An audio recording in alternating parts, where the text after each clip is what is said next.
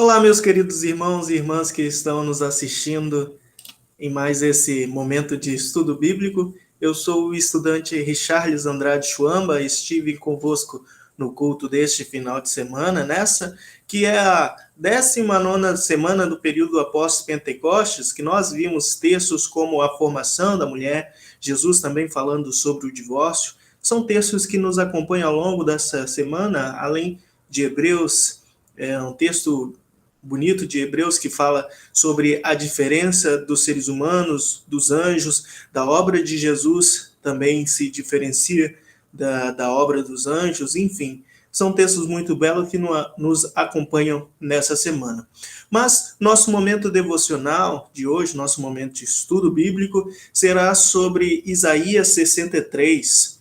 O livro de Isaías é um livro belíssimo, nós no capítulo 63, estamos quase no fim dele, mas aqui nós temos ecos de todo este livro e também da Escritura, como nós veremos. Por isso eu convido a todos vocês para nós iniciarmos esse nosso momento de estudo bíblico, não sendo de outra forma, mas sim pedindo ao nosso Deus que nos acompanhe e que esteja conosco para que possamos refletir não em palavras nossas, mas no próprio texto bíblico. Por isso, vamos orar ao nosso Deus. Querido Deus, Criador dos céus e da terra, nós te rendemos graças porque nós temos a oportunidade de ouvirmos a tua palavra, de meditar nela. Por isso pedimos que o teu Espírito Santo nos guie nessa noite, nesse nosso momento de estudo bíblico, para que possamos aprender e estar sempre vivificados e estar sempre atentos com nossos ouvidos e assim possamos estar alimentados da tua palavra. Em nome de Jesus Cristo, nosso Senhor e Salvador, nós oremos e te pedimos que nos acompanhe. Amém. Por isso, meus queridos irmãos, como disse para vocês, nós faremos nosso momento de estudo bíblico em Isaías 63. Mas, apesar do texto estar aqui na tela, já adianto que a tradução que vai aparecer muito aqui é a tradução da Nova Almeida atualizada. Mas não se preocupe, caso tenham em mãos outras traduções, pois igualmente vai ser utilizado e vai ser... e é muito bom que temos bastante traduções para analisarmos como é dito, né, são traduções, né, são interpretações. Nós falaremos sobre isso mais adiante. Mas aqui o texto completo está na tela, mas nós leremos versículos por versículos, né, do 7 até 14, e assim nós seguiremos o nosso estudo bíblico. Por isso, primeiramente, né, não tem como a gente pegar um texto, né? Tem, mas ficará até mais confuso se nós pegarmos um texto e já começarmos a analisar. É interessante a gente ver o contexto, o que estava acontecendo. Por isso, o contexto, a gente olha para trás e para frente, né? Capítulo 62 e capítulo 64 também. Né? E no 62, o profeta vai nos dizer que está chegando o dia em que Deus poderá se alegrar e ficará satisfeito com seu povo, um dia em que deve se aguardar, pelo qual se deve orar, pelo qual é preciso se preparar. O telefone está tocando no fundo, espero que não atrapalhe o andamento do nosso estudo. Pois bem, porque está chegando o dia, o povo de Israel, né, nesse período em que o texto está falando, né, o povo de Israel está passando pelo exílio, apesar do profeta estar escrevendo antes mesmo do exílio acontecer, pois aqui é um texto profético. O profeta, de certo modo, ele prepara o povo para o que irá acontecer, né? E ele fala de antemão, olha, virá o dia em que o Senhor ajudará vocês, mas vocês precisam entender que o exílio irá acontecer por causa dos pecados de vocês, né? Se arrependam. A pregação de Isaías é sempre enfática nisso, né? Porque é um arrependimento de não só nós pecamos, né? Pensamentos, palavras e ações, o texto vai sempre dizer, mas qual é o pior afastamento de todos, né? Nós falamos de relacionamento no culto desse final de semana. E aqui diz a respeito de um afastamento de Deus, ou melhor, de um louvor, uma adoração a outros deuses. E alguns estudiosos até vão dizer que Deus é ciumento, porque ele é o único Deus e por isso ele não permite que a gente desvie o seu olhar dele e olhe para outros deuses, porque não há outros deuses além dele, né? Por isso o profeta, ele prepara os corações, pregando o arrependimento, pregando que o exílio virá, e mesmo assim o povo é rebelde ao ponto de não ouvir a Deus, e o exílio vem. Então, a partir do capítulo 40 de Isaías, nós vemos uma quebra ali de como Isaías começa a pregar e a escrever o que está revelado nesse livro, justamente tendo o exílio como fundamento, como contexto, né? E aí nós chegamos nesses capítulos 62, 63, e que aqui há um pedido, um lamento do profeta. Olha, vocês, nós somos assim, nós fizemos isso, né? O povo de Israel não será liberto enquanto o inimigo não for vingado, que é o que está no começo do capítulo 63, né? E ao ponto de que Hidebus, que é um dos comentaristas, ele vai dizer: o juízo divino sobre as nações, mediante o qual Judá foi remido, é um juízo divino sobre as nações, é o que está acontecendo. O profeta está falando de acontecimentos futuros, né? Como eu disse antes, o profeta ele não está vivendo no exílio, mas ele está falando para quando o povo passar pelo exílio, né? Então ele está preparando, de certo modo, preparando o caminho para isso. Isso nos remete a João Batista, né? Está preparando, né, os textos para isso, né? Então o profeta está falando de acontecimentos no futuro e descreve como eles já tivessem ocorridos. Então é um texto profético nesse sentido. É por isso que muitas pessoas, que muitos intérpretes vão até dizer que não foi Isaías que escreveu, porque parece realmente que ele está no momento do acontecimento, né, de tão enfático e tão precioso que é o seu texto. E o pós, né, o pós desse contexto, desse texto que nós leremos, né, depois desse slide, né, onde estava agora o poder e os cuidados de Deus, né? A partir desse capítulo, a partir desses versículos, o profeta começa uma série de lamentos, né? Lamentos do profeta.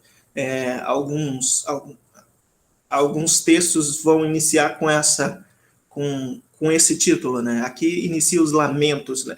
Então, onde estava o poder e os cuidados de Deus? Por que ele não resgatava o povo? Por que ele não venha para resgatar o seu povo angustiado?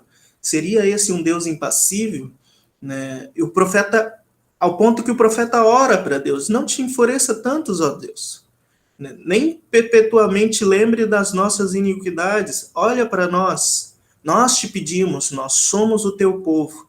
E a resposta de Deus vem a partir do capítulo 65, onde Deus vinga os rebeldes, salva os infiéis, e Deus se apresenta no capítulo 65, dizendo: eis-me aqui, eu vim para aqueles que me chamavam, e Deus fala: eu fui chamado, fui buscado por aqueles que não eram do meu povo, né? É uma fala um tanto quanto enfática e com mágoa, né, no coração, pois o povo de Israel, que era o povo de Israel, era um povo com um pertencimento, não deram ouvidos ao seu próprio Criador, e então Deus se faz presente para um povo que não era dele. Mas isso é o capítulo 65. E nós veremos aqui o capítulo 63, que Isaías começa com seu lamento, como eu disse antes, lembrando as misericórdias de Deus no passado, ao certo ponto, o texto bíblico sempre nos lembram das coisas que Deus fez. Isso nos reflete, né? Isso nos faz a gente refletir que Deus, assim como Deus atuou em certas situações, ele ainda continua agindo, ele ainda vai agir pelo seu povo. Então, Isaías, ao certo ponto, ele apela, isso é uma palavra que vai vir no primeiro versículo, ele apela para as misericórdias de Deus no passado, suplicando pela intervenção divina no agora, né? E se Isaías escreveu esse capítulo, como Ridebus ele vai dizer, né? Ele deve ter registrado a oração um foco a fim de colocar na boca dos exilados. Tamanha é o lamento, né? Que parece que o profeta parece estar dizendo, né? Então, a voz da profecia, um tom de profecia que nós temos nos outros capítulos, aqui dá um lugar a uma oração, expressando-se de uma forma que, segundo a sua aparência e o tom emocional, ela pode ser chamada de salmo. É um salmo no livro de Isaías. Nessa passagem, o profeta, então, assume um papel de intercessor em favor do povo. Olha só. Por isso, sem mais delongas, vamos olhar então esse texto. Como eu disse, aqui está destacado na Nova Almeida atualizada, né? Uma nova tradução feita pela SBB. Né? Celebrarei as misericórdias do Senhor e os seus atos gloriosos, segundo o que o Senhor nos concedeu e segundo as grandes bondades para com a casa de Israel. Bondade que usou para com eles, segundo a sua compaixão e segundo a multidão das suas misericórdias. Esse é o versículo 7. Tem bastante coisa interessante aqui. E eu começo pelo começo, né? Celebrarei. Nós podemos notar que na nova tradução da linguagem de hoje, a NTLH, foi usada anunciarei, ou até falarei na NVI, né? E outras traduções elas trazem palavras diferentes, mas que deve mostrar esse propósito de anunciar, celebrar, e juntando tudo tem um sentido de invocar, né? Uma tradução inglesa vai dizer, eu invocarei as obras do Senhor, os atos grandiosos do Senhor, invocarei, né? Esse é o apelo que eu tinha falado antes, né? O profeta, então, ele olha para o passado, todos os atos que o Senhor fez no passado, para mostrar, olha, Deus fez isso, isso e isso, né? E depois ele vai falar a respeito de alguns atos a partir do versículo 11. Deus fez isso, isso, isso, então ele pode fazer isso por nós nesse momento de sofrimento, de lamento, né? Até por ser uma oração de lamento, ela mostra esse apelo, né? E aqui é um contraste entre a ação de Deus e a ação também do ser humano, mas primeiro essa palavra invocar, né? O sentido que ela está nos mostrando, né? Em Isaías 40, versículo 6, uma voz diz, proclame. Alguém pergunta, que hei de proclamar? Toda a humanidade é erva e toda a sua glória é como flor do campo. O profeta aqui está nos mostrando duas coisas diferentes. Uma são os atos do Senhor. São atos grandiosos. São atos de misericórdia. E outras são a ação do ser humano.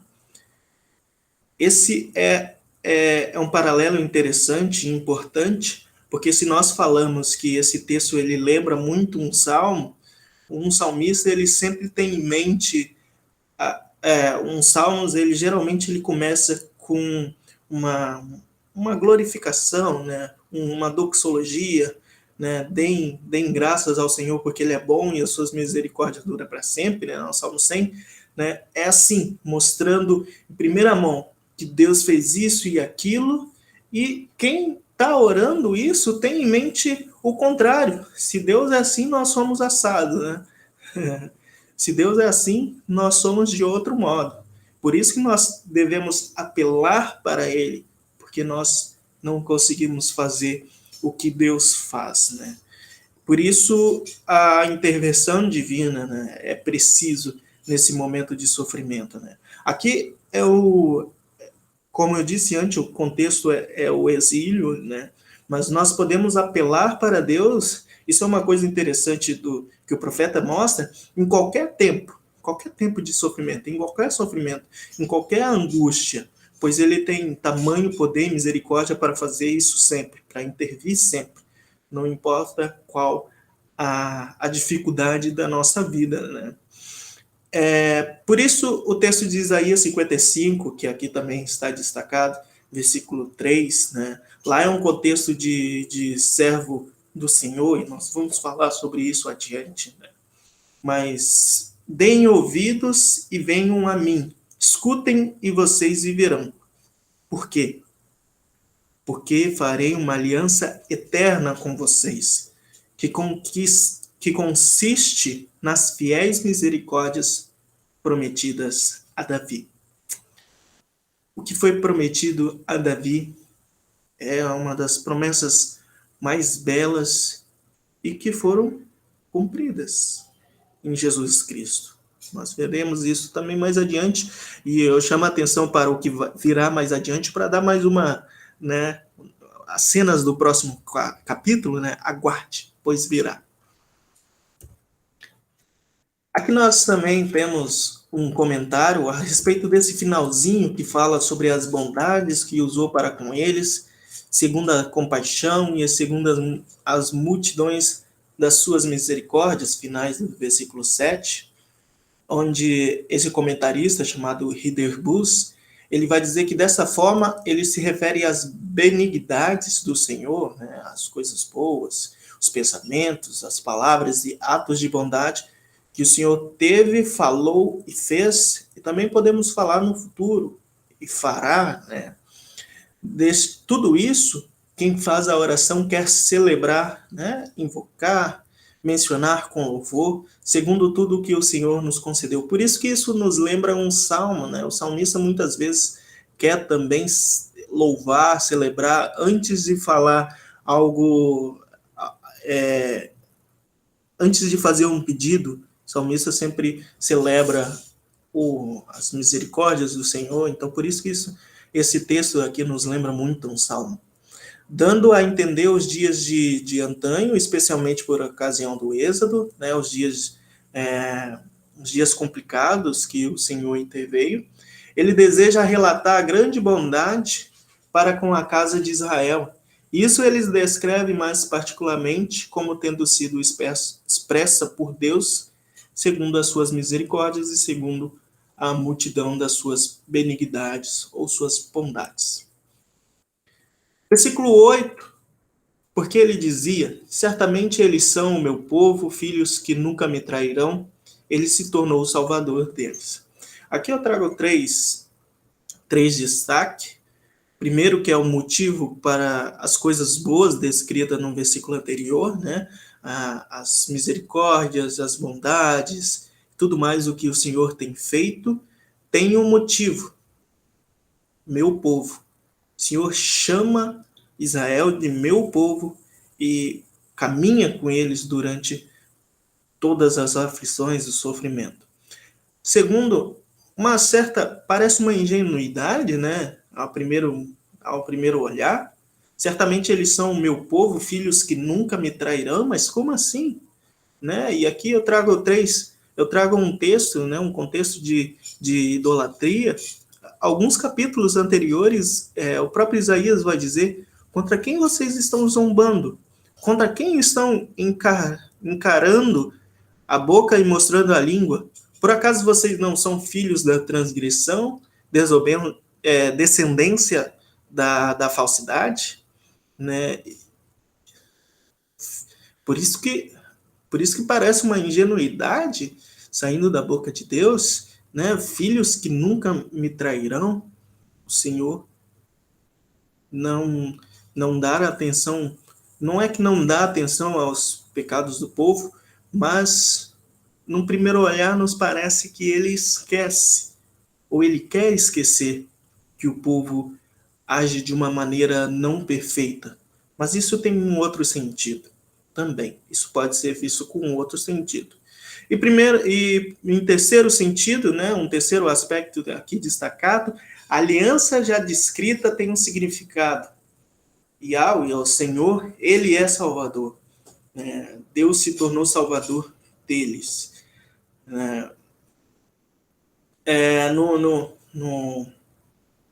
No slide anterior, destaquei Isaías 55, onde falava da aliança que Deus fez com Davi, né? E a aliança ela tem uma posse de Deus, né? O meu povo, o povo escolhido para levar adiante o nome desse Deus, né?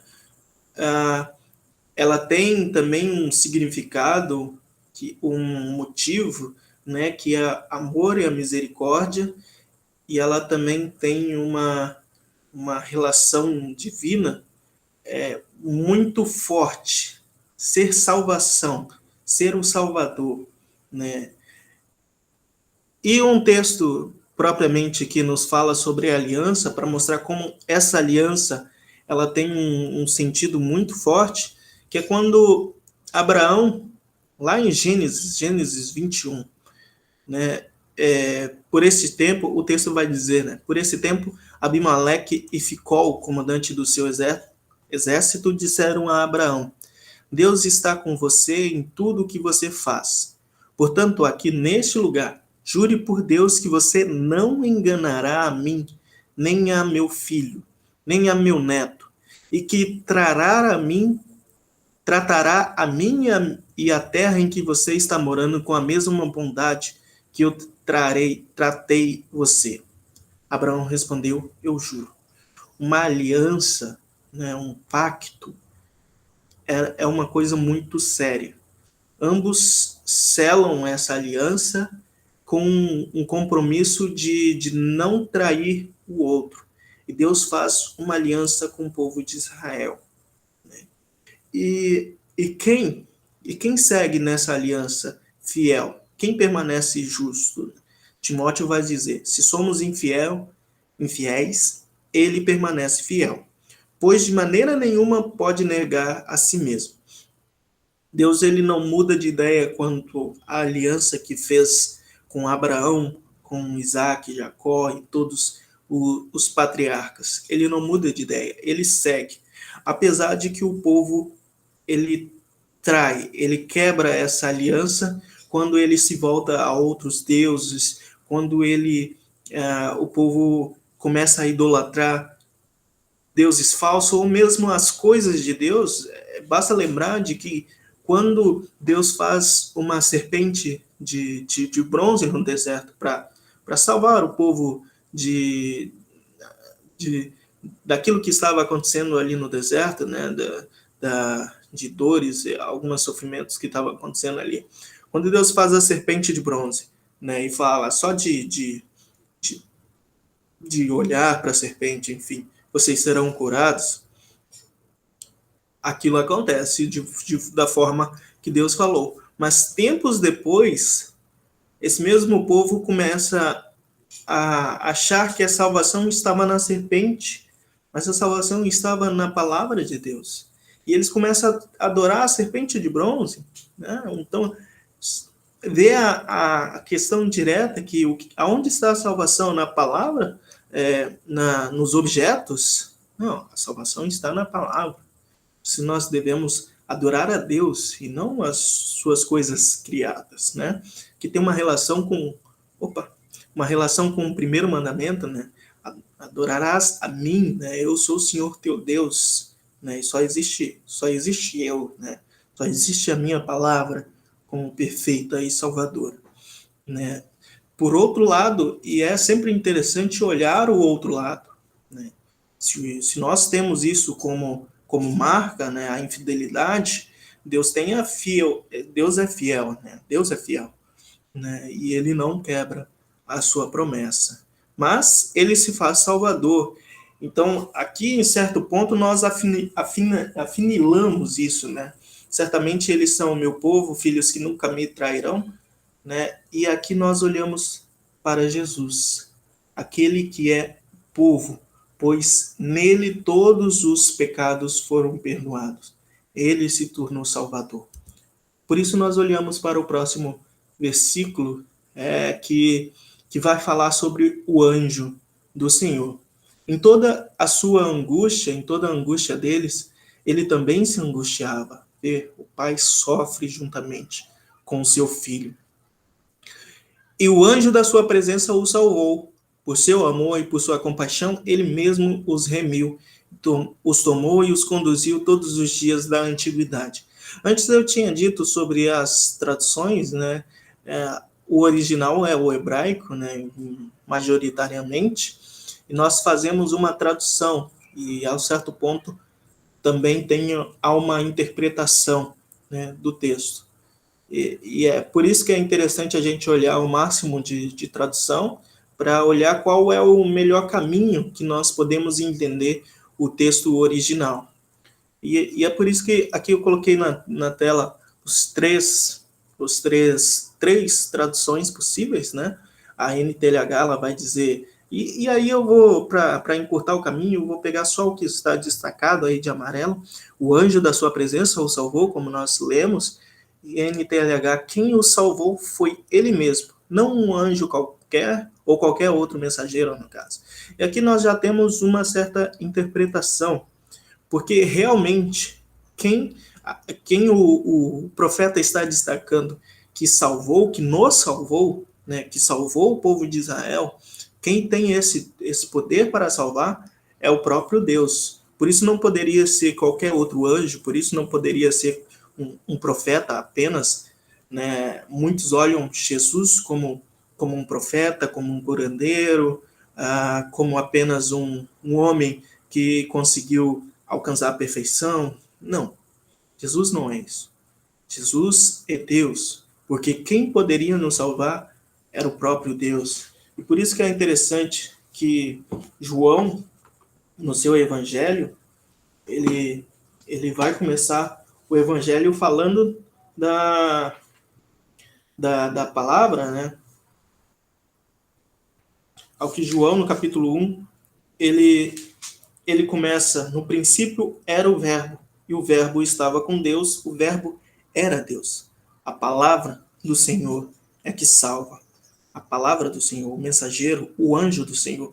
Assim nós podemos interpretar esse texto olhando para Jesus. Por isso que é interessante nós lermos o texto do Antigo Testamento, texto como Isaías, e percebermos que Deus estava lá o tempo todo. Se Deus estava lá o tempo todo, Jesus estava lá o tempo todo, pois Jesus é Deus. Né? Quando nós olhamos para o texto como... eu acho que eu coloquei aqui mais para frente. É isso. Aqui estão alguns textos em que o mensageiro, o anjo do Senhor, aparece no Antigo Testamento. Né? Primeiro de Êxodo 3 fala da sarça ardente, né? Quando Moisés ele estava ali no rebanho, apacentando o rebanho do seu sogro, Jetro. Então, no monte, ali o anjo do Senhor lhe apareceu numa chama de fogo no meio de uma sarça. Moisés olhou e eis que a sarça estava em chama, mas não consumia. Mais adiante, no versículo 5 e 6, não se aproxime, tire as sandálias dos pés, porque o lugar em que você está, a terra é santa. Eu sou o Deus de seu pai, Deus de Abraão, Deus de Isaque, o Deus de Jacó. Moisés escondeu o rosto porque teve medo de olhar para Deus. Colossenses vai dizer que ele é a imagem de Deus invisível, o primogênito de toda a criação, porque nele habita corporalmente toda a plenitude da divindade. Nós olhamos para este mensageiro, este anjo do Senhor como Salvador, porque ele é Deus desde todo o princípio, né? Então, aqui nós temos uma cristologia, né? Uma doutrina de Cristo, perante todo o Antigo Testamento. Isso é muito, muito legal, muito interessante a gente olhar, né? Por isso, nós olhamos para esse texto de Isaías e vemos que Jesus é o Salvador. Jesus é o nosso Salvador, né? Isaías é um dos capítulos, um dos livros, né, que mais fala sobre essa, mais nos dá a profecia da salvação, né, que nós precisamos, né, nós não precisamos mais oferecer sacrifícios a Deus pelos nossos pecados, nós não precisamos tentar cumprir a lei perfeitamente, pois não conseguiríamos, né, cumprir. Nós, não é que a lei não é mais importante, ela é assim. Nós a praticamos pelo amor, por causa do amor, né? Mas não que através disso nós conseguiríamos alcançar a salvação. Não, não precisa disso. Deus já fez isso por nós, para nós. E por isso, essa razão da salvação de Deus para com Israel e para conosco, ela também é descrita aqui. Por causa do seu amor e da sua compaixão, ele os salvou. E todos os dias, ano após ano, ele pegava e os carregava no colo. Aqui eu li na NTLH, mas todas as traduções, elas nos trazem para esse mesmo sentido, né? Que Deus nos salvou por causa do seu amor e da sua compaixão. Nos encaminhando, então, para a última parte desse texto, né, desse trecho de nosso estudo bíblico, que vai do 7 até 14, nos encaminhando para o final, na metade, aqui surge um assunto novo, um contraste, né? Nós viemos do louvor, de uma doxologia sobre Deus, a cristologia, mas ainda nos apresenta um contraste no versículo 10, pois vai dizer: mas eles foram rebeldes e contristaram o seu Espírito Santo. Por isso ele se tornou inimigo deles, e ele mesmo lutou contra ele. Mas eles foram rebeldes. Quem? Quem foram rebeldes? Claro, o povo, né? Aqueles que eram da aliança, né? Aqueles que tinham selado a aliança, o pacto com Deus, né? Nós fomos rebeldes. Nós falamos sobre a criação, né, nesse culto, né? Nesse culto desse final de semana, com os textos que eu destaquei da formação do homem e da mulher, né? Nós olhamos para a criação, né, para a Gênesis 1, e vemos que há uma queda. Então, nós fomos rebeldes e contristamos, né, deixamos triste o Espírito Santo. O Espírito Santo aparece aqui, né? A Trindade está toda aqui reunida. Falamos do Filho, falamos do Pai, de certo modo, né? E o Espírito Santo. Por quê? Porque o Espírito faz a obra. O Espírito habita em nós. O Espírito, ele vem nos convencer de que Deus nos ama e Deus nos quer como seus filhos. E assim, quando nós não damos ouvido ao Espírito, assim, quando nós fomos rebeldes, né, os pecados, eles deixam o Espírito Santo triste, né? Então, do louvor ao arrependimento tem esse sentido de mostrar que, por isso que o Espírito, ele continua a trabalhar, a agir, pelos meios da graça, né, que nós falamos, palavras, sacramentos, né, são os meios da graça de Deus, né? O Espírito age para mostrar a nós que nós somos povo de Deus, nós precisamos da sua palavra e da sua ação, e nós alcançamos a salvação, né? Isso aqui precisa ser melhor entendido, né? Através da fé, né? Porque a fé nos conduz à salvação. Por isso, o anjo do Senhor anteriormente foi falado, né? E agora o Espírito Santo, vamos ver se eu já não disse o que está aqui. O Espírito aparece aqui como guia, né? O Espírito, aqui a gente lembra do que acontece após Pentecoste. Nós estamos na liturgia no período após Pentecoste, né, com o Espírito a nos guiar. É por essa razão que a ingrata recusa dessa salvação por parte de Israel constitui uma rebelião, entristece o Espírito uma violação do seu amor. Nós somos convidados, o Espírito nos convence o tempo todo de que nós precisamos sempre estar em constante arrependimento para não cairmos na tentação de acharmos que somos superiores à palavra de Deus. E ele se tornou inimigo e eles mesmos lutou contra ele. Quem lutou? Há uns dias atrás, em um dos cultos, destaquei sobre a luta do ser humano contra Deus, e essa luta acontece por causa do pecado, A gente não ouve a palavra de Deus quando a gente dá atenção ao que a nossa carne quer, e a gente põe isso em primeiro lugar, Aquele texto, buscar em primeiro lugar o reino de Deus.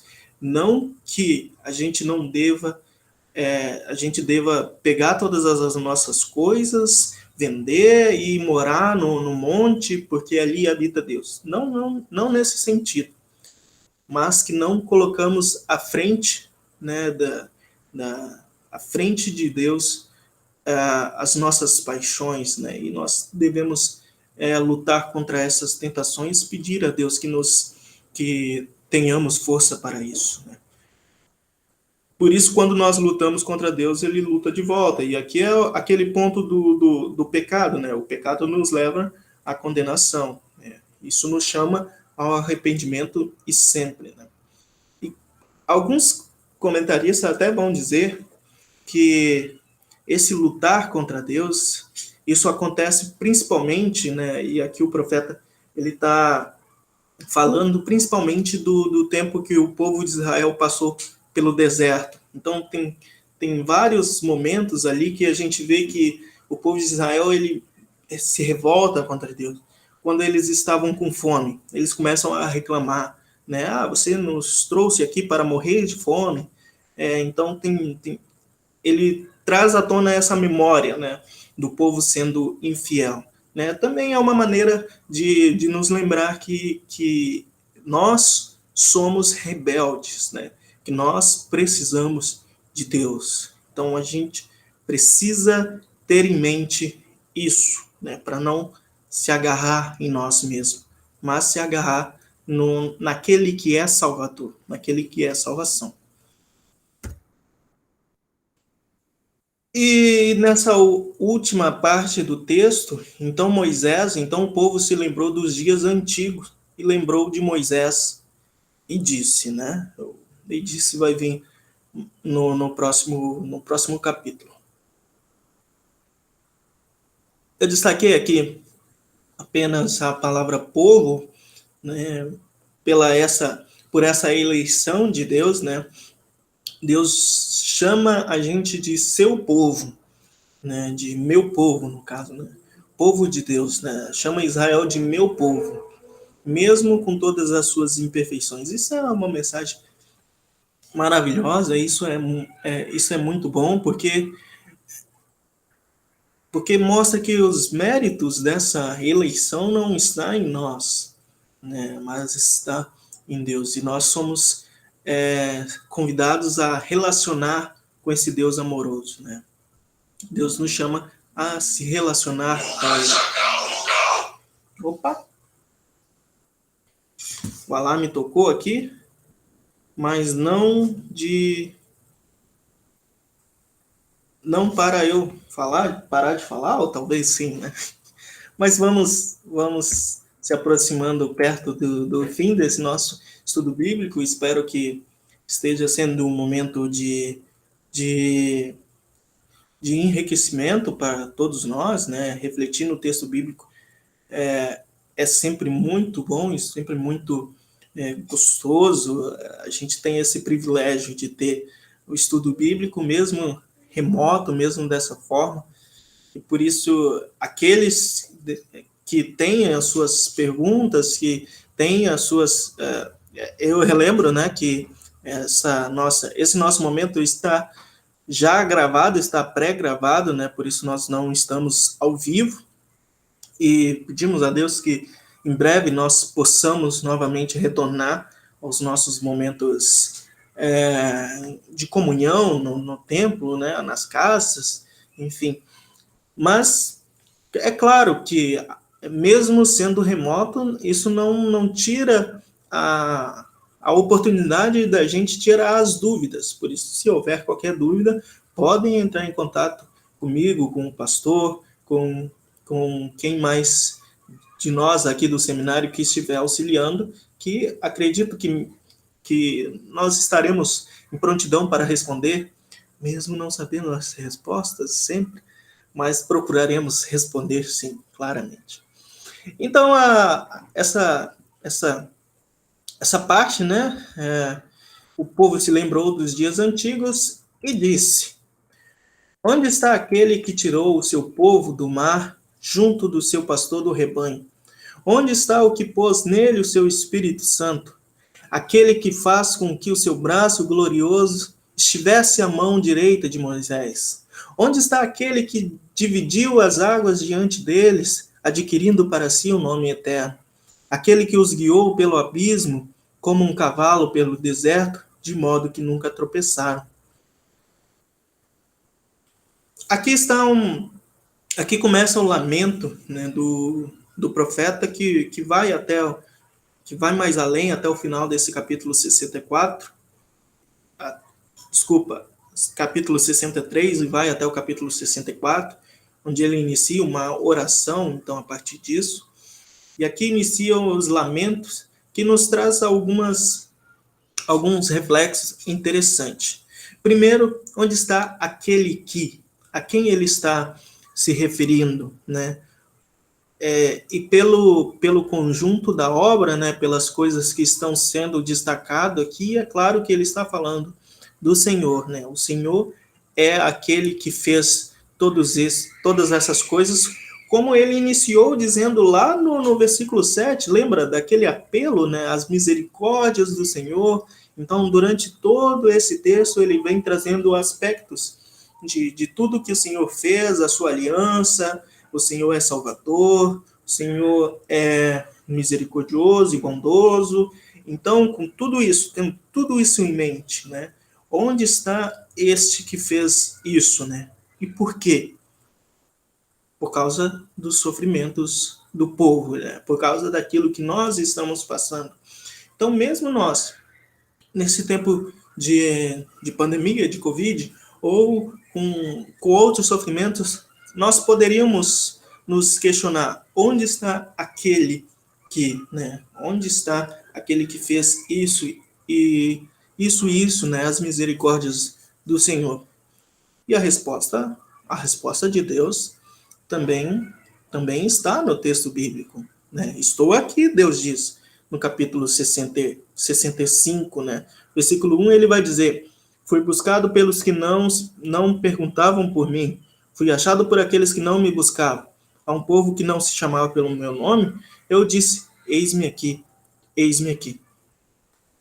Se eu disse antes a respeito do Espírito Santo, né, o Espírito Santo ele nos conduz de tal forma que ele está nos mostrando que Deus está aqui, Deus está presente, Pai onipotente, um outro hino belíssimo que nos cantamos, Deus está aqui, aleluia, um outro hino, né? Deus está em nós, em ti, em mim, né? Deus está, né? Algumas teologias, algumas filosofias, elas falam a respeito de um Deus que está nas coisas, ou de um Deus que criou o mundo, mas agora ele não está no mundo, ele só deixou a gente e foi, né? Vou criar um mundo e, enfim, vou embora. Não é isso que o texto bíblico está nos dizendo. A palavra revelada que veio a nós através dos profetas, através dos discípulos, né? Ela diz que Deus está conosco, né? Deus é Emmanuel, ele caminha conosco. Então, de tal forma que ele viu o nosso principal problema. Qual era? Pecado e a condenação. Isso ele tirou. Já não há mais condenação para aqueles que estão em Cristo. Então, ele, de nenhuma forma, ele nos deixou. Mesmo que em meio a sofrimento, angústia, aflições, a gente se queixe, né, a gente se queixa do porquê que isso está acontecendo, e às vezes são perguntas que machucam, né? Mesmo que a gente não encontre resposta para tudo o que acontece, nós temos uma resposta, uma principal resposta, que é, por causa do pecado, o mundo não é mais perfeito. Nós vivemos no mundo, vivemos em meio a aflições, isso, a Bíblia não esconde isso. A Bíblia o tempo todo fala dos sofrimentos, das aflições, das dores deste mundo, né? O mundo geme, mas existe um caminho para o fim dessas coisas. Nós vivemos aqui almejando ou buscando a Cristo, porque através de Cristo, através de sua obra, de sua ação, está o caminho, a verdade, a vida, né? Para um reino eterno, um reino futuro onde todas essas coisas é passadas, né? Por isso é interessante, nós falamos antes de João, né? O escrito de João, né? Do texto bíblico, que Jesus é o verbo, né? E João destaca, né? O Cordeiro de Deus que tira os pecados do mundo. E João é o mesmo escritor de Apocalipse, né? E em Apocalipse ele fala deste mesmo Cordeiro que teve o poder, né? Tem tamanho poder, ter tamanho domínio e dignidade para quebrar os selos, para abrir o livro, né? E para nos levar para um reino maravilhoso e grandioso, né? Então essa é a esperança cristã que o texto bíblico está deixando para nós.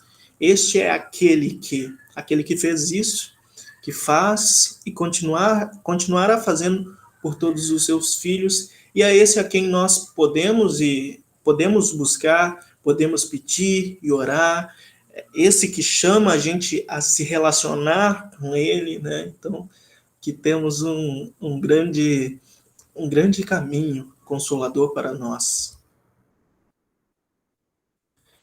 Novamente um destaque aqui para o vocabulário de Êxodo, né? Aqui nos lembra muito aquilo que aconteceu lá quando o povo foi buscado no Egito, o povo estava escravo lá, e Deus, por meio de Moisés, Deus age, né, salvando o povo. Então o povo passa por meio das águas, o povo caminha no deserto, o povo é enviado para o povo maná, o povo chega num lugar que foi na terra prometido após o tempo de peregrinação. Então, um vocabulário extenso aqui do povo do Êxodo, desculpa, e esses atos de salvação, né? Então, que tirou o seu povo do mar, juntou o pastor do rebanho, né, que pôs o seu Espírito Santo, que, que fez com que seu braço glorioso estivesse à mão direita de Moisés, enfim, um bom vocabulário que nos remete ao Êxodo.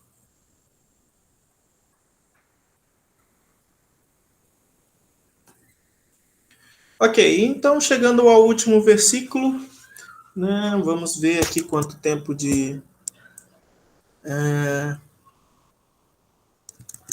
Ok, então chegando aqui ao último versículo desse trecho, como o gado que desce aos vales para repousar, o Espírito do Senhor lhes deu os descansos. Assim guiaste o teu povo para adquirir um nome glorioso. Né? Então, dois destaques ali é a linguagem animal que é usada nesse trecho, né? Gado, falou de cavalo no versículo anterior. Assim guiaste o teu povo, e esse assim, o modo como Deus guiou, aqui está referindo a todo esse trecho aqui que fala do Êxodo, né? Deus guiou o povo, né, no Êxodo para adquirir um nome glorioso, e aqui a gente lembra da eleição divina, né? Deus dá a esse povo o seu nome, e através desse povo, né, Deus faz sua,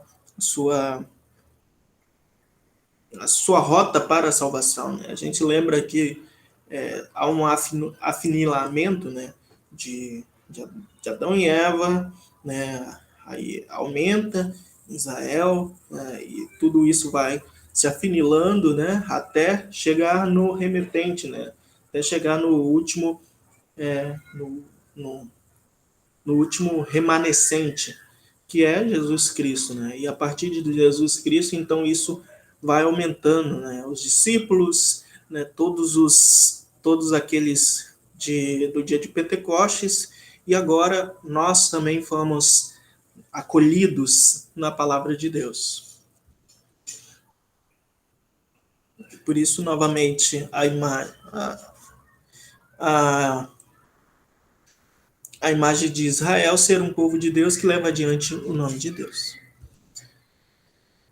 Bom, agora nós vimos todos esses detalhes do versículo 7 até 14, né? E aqui eu lembro que esse texto, né, esse salmo em Isaías, ele aparece na trienal lá no primeiro domingo após o Natal, né? Isso é interessante, né? A mensagem do Natal é o Salvador vem, né? O Salvador veio por meio de Jesus Cristo, esse menino deitado num berço de palha. E no primeiro domingo após isso, então aparece esse texto que fala: eis o Salvador, eis o anjo do Senhor, né? O anjo do Senhor veio para ser Salvador por causa do amor de Deus. Isso é muito interessante, é uma mensagem bem impactante.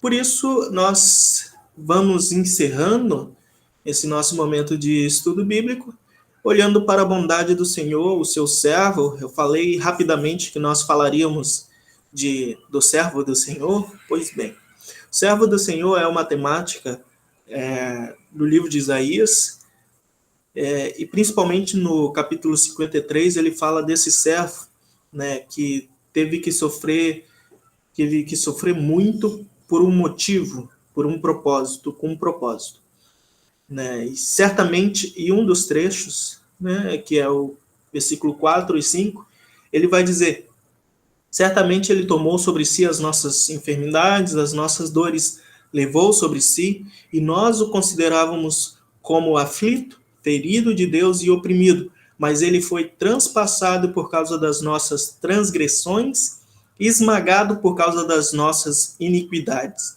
O castigo que nos traz paz estava sobre ele, e pelas suas feridas nós fomos sarados. É apenas um trecho desse versículo 53 que fala desse servo sofredor, e esse servo sofredor teve que passar por tamanha aflição e foi ferido, foi esmagado, enfim, teve sofrimento, teve castigo, tudo ali envolvido por um motivo, né? E aqui nós vemos no capítulo 53, que o anjo da sua presença o salvou por seu amor e sua compaixão, ele mesmo os remiu, os tomou e os conduziu todos os dias da antiguidade. É magnífico isso, é uma mensagem de evangelho e de amor, né?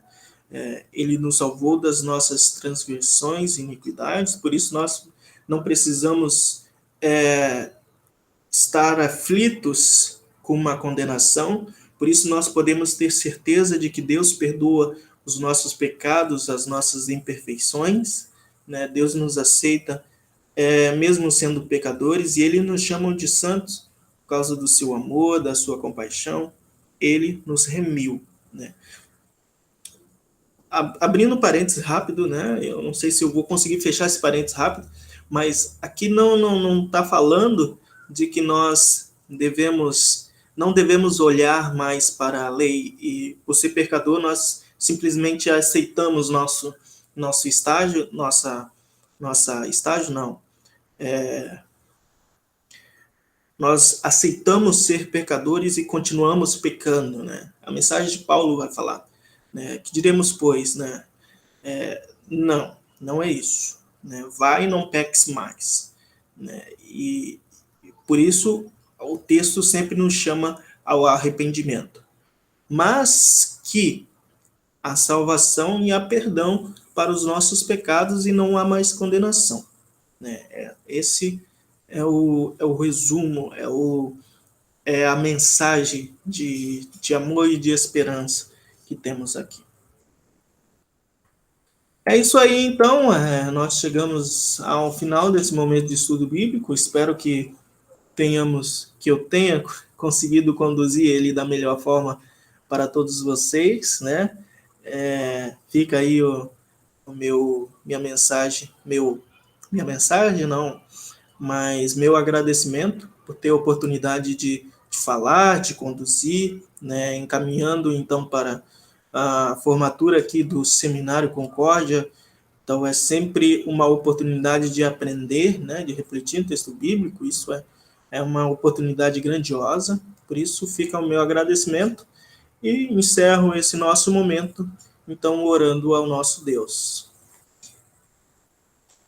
Querido Deus, Pai amado, Pai celestial, nós te agradecemos pela oportunidade de, mesmo estando cada um de nós em sua casa, né, estando nós nos lugares que estamos ao ouvir essa palavra e ao meditar na sua palavra, nós te agradecemos por termos esses meios virtuais de estudá-la. Assim, habita em nós com seu espírito e reforça em nós sempre a vontade de ouvir mais, de estudar, de aprender e continuar neste caminho que é o teu caminho, o caminho para a salvação, é a fé em ti, a fé nas suas obras de amor.